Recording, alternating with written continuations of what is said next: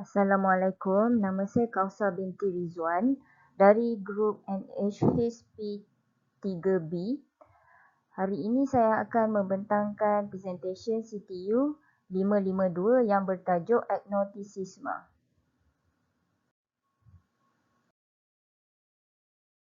Isi kandungan presentation agnostik ialah pengenalan, konsep dan teori, sejarah dan pengasas, ciri-ciri golongan agnostik, jenis-jenis agnostik, matlamat agnostik, aliran pemikiran yang mempengaruhi agnostik, tokoh Islam dan Barat yang terpengaruh dengan ideologi agnostik, kesan-kesan fahaman agnostik, kesimpulan dan cadangan.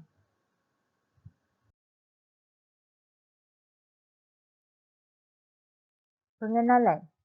Apakah agnotism? Agnotism adalah satu fahaman golongan yang tidak tahu cara untuk mereka mempercayai Tuhan kerana pada pandangan mereka kewujudan Tuhan tidak dapat dibuktikan. Mereka mempercayai dan menyembah Tuhan, tetapi mereka tidak mampu membuktikan kewujudan Tuhan. Fahaman agnostisisme adalah satu fenomena kritikal yang kian membarah di dalam kalangan anak-anak muda pada hari ini. Golongan ini seperti terperangkap dalam dunia skeptikal kerana pada hakikatnya pengetahuan agama adalah berbeza dengan pengetahuan yang bersifat akademik dan logik.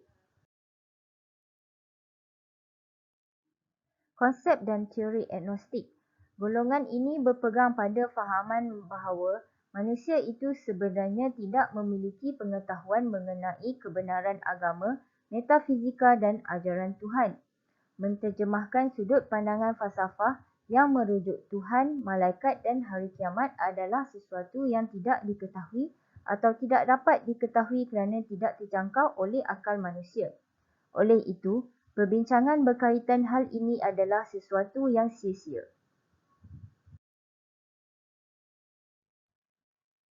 Sejarah dan pengasas.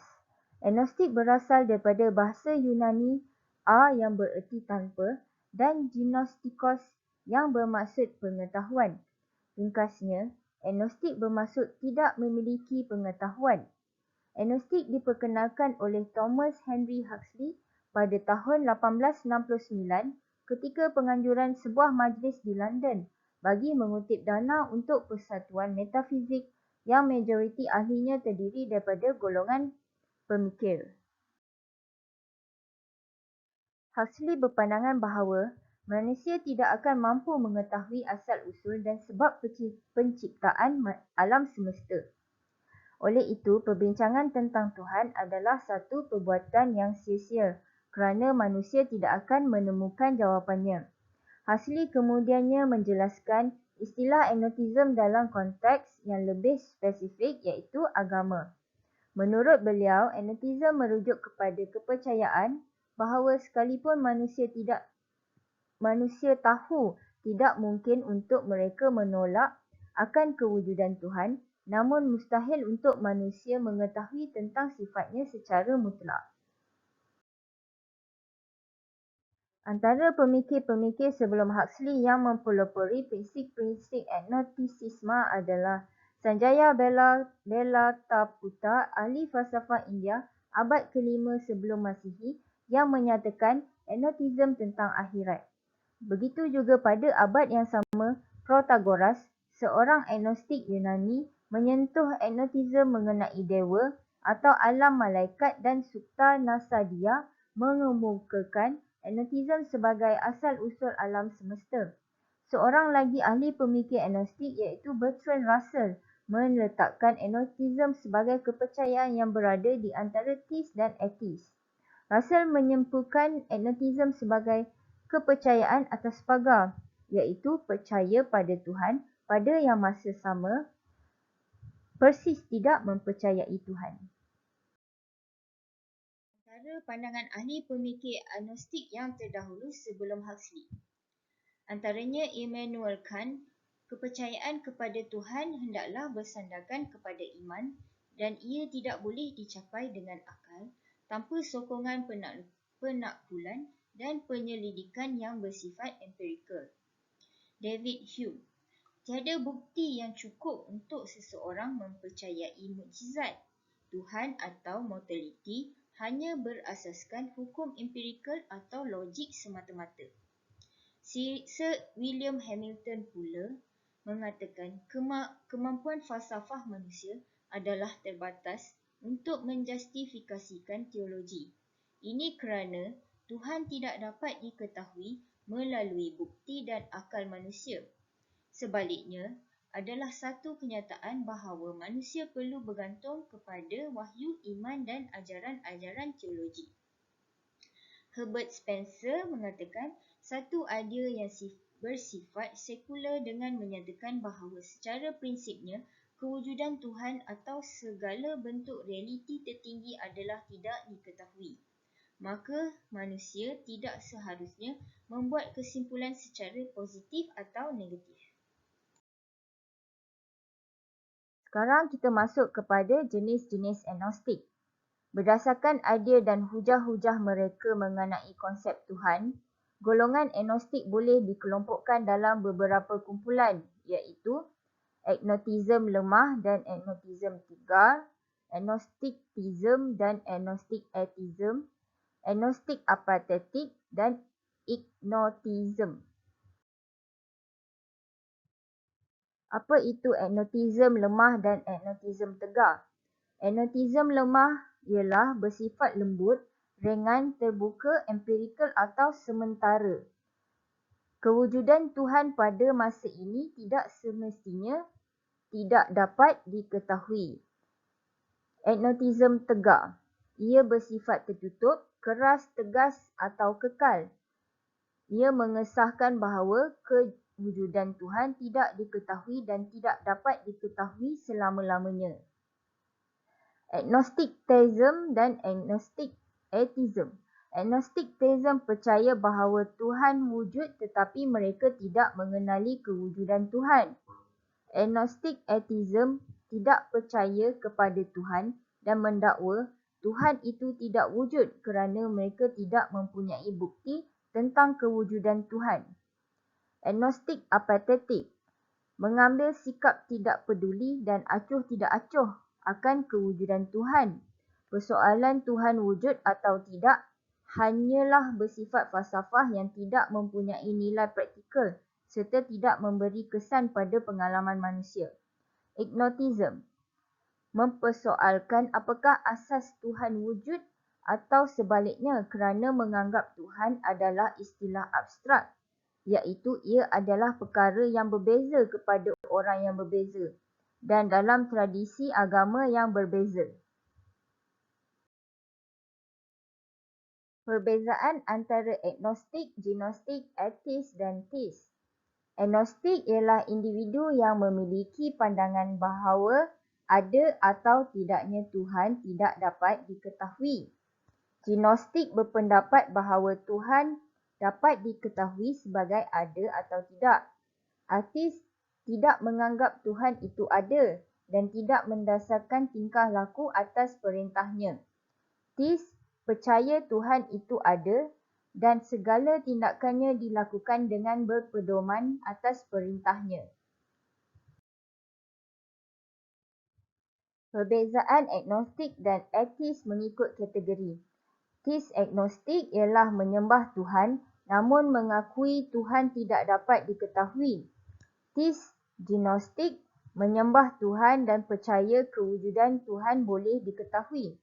Ateis agnostik ialah percaya Tuhan dan berpendapat ada atau tidaknya Tuhan tidak dapat diketahui. Ateis gnostik tidak menyembah Tuhan dan berpendapat bahawa Tuhan secara jelas memang tidak ada. Golongan agnostik dalam Islam. Golongan pertama ialah closed agnosticism. Golongan yang skeptikal terhadap ajaran Islam sebagai penyelesaian bagi permasalahan masyarakat. Golongan kedua ialah mukallid ataupun pentaklid. Golongan ini ialah tidak mempunyai asas keilmuan ajaran yang dianutinya. Ciri-ciri golongan agnostik. Antara ciri-ciri golongan agnostik ialah Mereka mengambil pendirian bertuhan tetapi tidak beragama, mempunyai pendidikan, kefahaman dan penghayatan agama yang cetek, mempunyai kecenderungan meluaskan pengaruh di kalangan intelektual, akademia dan ahli falsafah. Memiliki sikap narsistik iaitu cenderung memuja dan mengagumi diri sendiri dengan berlebihan. Mempunyai kecenderungan menjadi dominan dan mengambil pendirian tidak mengikuti konsensus majoriti. Mereka juga menonjolkan golongan mereka berbeza dengan mempamerkan sudut pandangan kepercayaan agnostism. Mereka menolak metafizik, memegang kuat kepada positivism dan saintism, memiliki kecenderungan pada pemikiran pragmatis dan sekular, mengetepikan tradisi.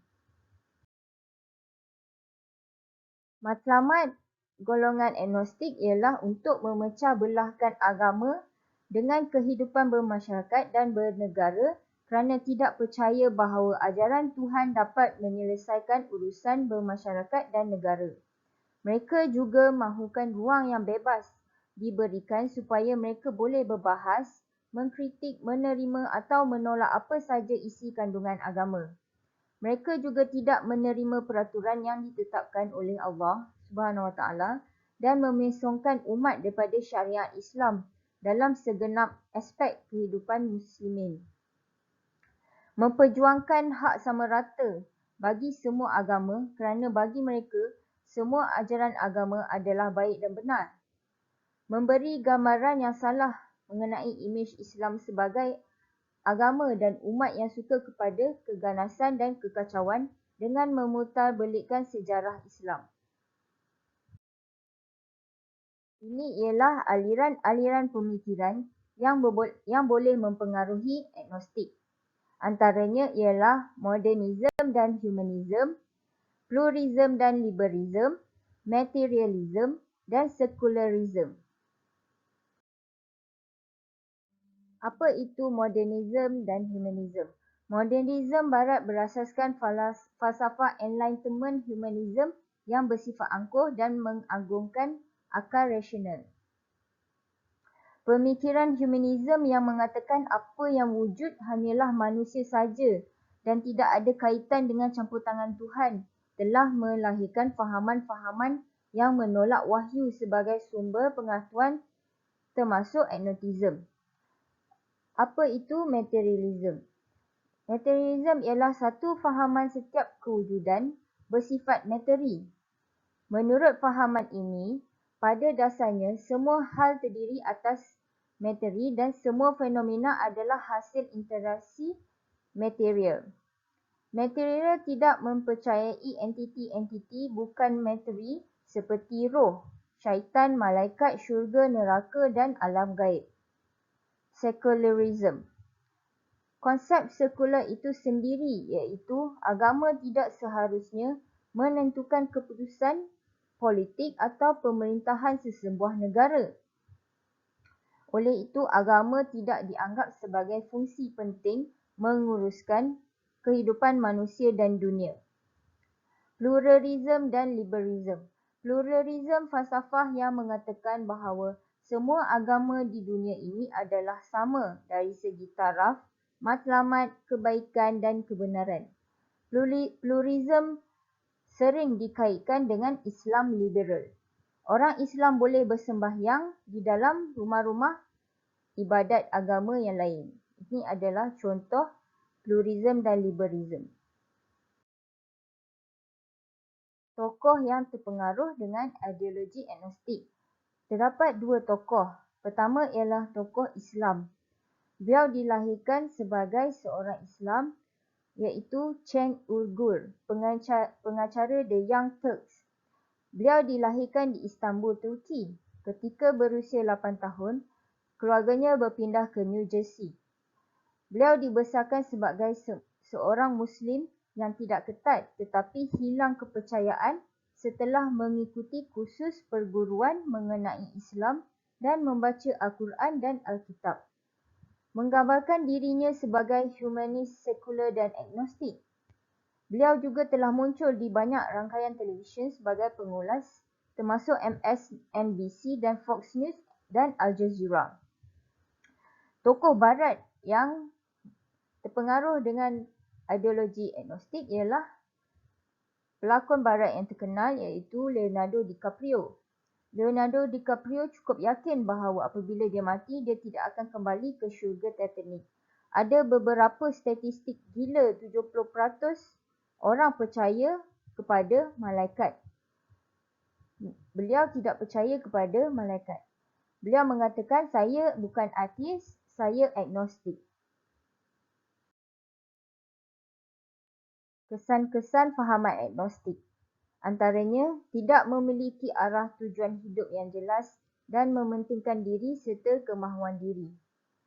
Mereka juga menganggap kebenaran adalah sesuatu yang semata-mata yang boleh dilihat di depan mata dan kebenaran serta kebatilan adalah sesuatu yang berhubung.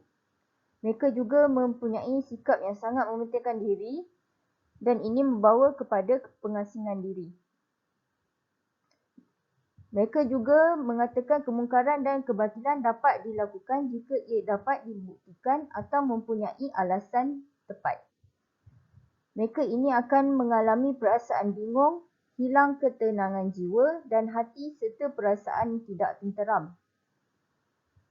Agnostik juga adalah punca untuk penyakit gila yang melampau. Perasaan golongan ini juga akan keluh kesah jika mengalami kesusahan kerana tiada sifat redha dan menjadi kedekut apabila mendapat sesuatu kebaikan. Mereka juga dahagakan kepuasan pada setiap sesuatu yang wujud dan mempunyai kehendak untuk membalas dendam oleh kerana rasa kebencian yang mendalam. Mereka juga sering ada perasaan cemas, sedih, kemurungan dan tekanan yang melampau, menyebabkan timbulnya rasa ingin membunuh diri. Mereka juga rasa terperangkap di dalam diri dan dada sering berasa ketat. Kesimpulannya, individu-individu yang skeptikal terhadap ajaran Islam sebagai jalan penyelesaian pada permasalahan dunia adalah antara golongan yang akan terpengaruh dengan fahaman agnostik. Penilaian sempit mereka terhadap kualiti umat Islam yang pada tanggapan mereka masih rendah serta permasalahan sosial seperti kemiskinan, pengangguran, jenayah, konflik, perpecahan serta perbezaan berdasarkan agama dan bangsa yang masih berleluasa adalah menjadi keraguan golongan ini terhadap agama. Terdapat sebahagian golongan ini cenderung pada pemikiran sekular dengan menolak kawalan Tuhan dalam sosial, politik, budaya dan negara. Mereka juga tidak mempunyai asas keilmunajaran yang dianutinya juga menjadi punca terjadinya golongan ini. Carangan saya, fahaman agnostik ini boleh dibendung melalui program-program pelbagai platform jalur lebar yang lebih dekat kepada masyarakat, terutamanya golongan muda.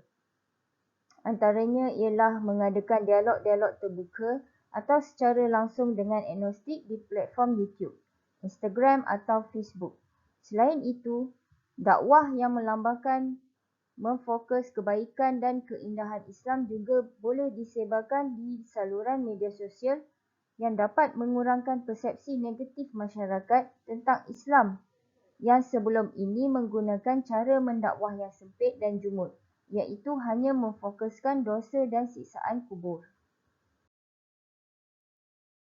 Sekian, terima kasih.